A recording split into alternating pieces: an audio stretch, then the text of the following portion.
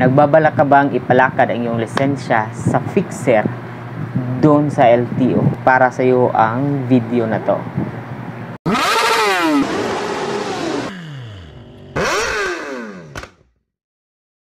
What's up everyone? This is your boy MRA. So ngayong araw ay usapan natin ang kung nagbabala ka bang ipalakad ang iyong lisensya sa fixer doon sa LTO. Kung nagbabala ka man ay huwag mo nang ipatuloy kasi ngayong buwan lang 20 sa Pebrero ay nagpalabas ng anunsyo ang LTO tungkol sa RA 11032 o Ease of Doing Business and Efficient Government Service Delivery Act of 2018. Ito ay nagmumungkahi na sumpuin ang pangit na kalakaran sa loob ng LTO at yun ay ang fixer. So ano ba ang fixer?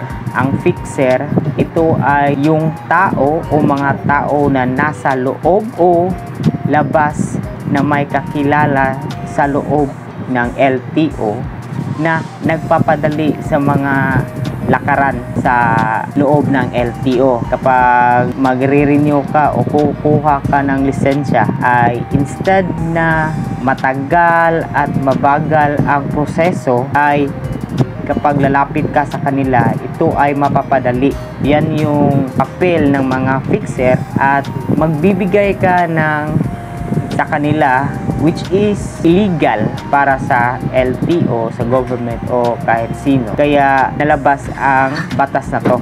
Itong anunsyong ito ay nilagdaan ni Assistant Secretary Attorney Vigor D. Mendoza II. Noong inilabas ang batas na ito, ang LTO ay naging stricto sa pag-iimplementa ng batas na ito. Marami silang mga nahuli na mga fixer sa iba't ibang opisina, distrito na meron ang LTO. At ngayong taon nga, itong 2024 ay iminungkahi ng LTO na pag-iigtingin pa nila ang kampanya laban sa mga fixer. Kaya iniinganyo nila ang mga regional directors na gumawa ng mga plano laban sa mga taong ito at ipasa ito sa ating kapulisan para makipag-ugnayan na mahuli ang mga taong ito. At kailangan na magpasa sila ng plano buwan-buwan sa kanilang region head.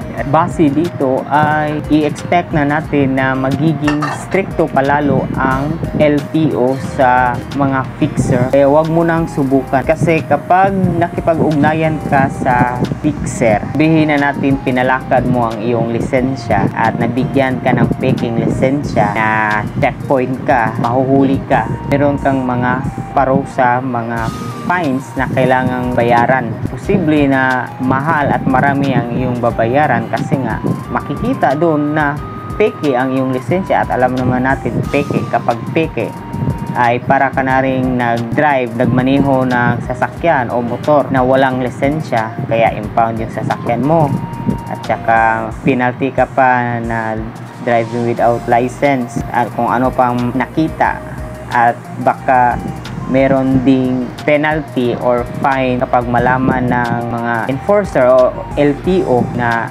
pinalakad mo ang iyong lisensya. Kaya wag mo nang subukan. Alright.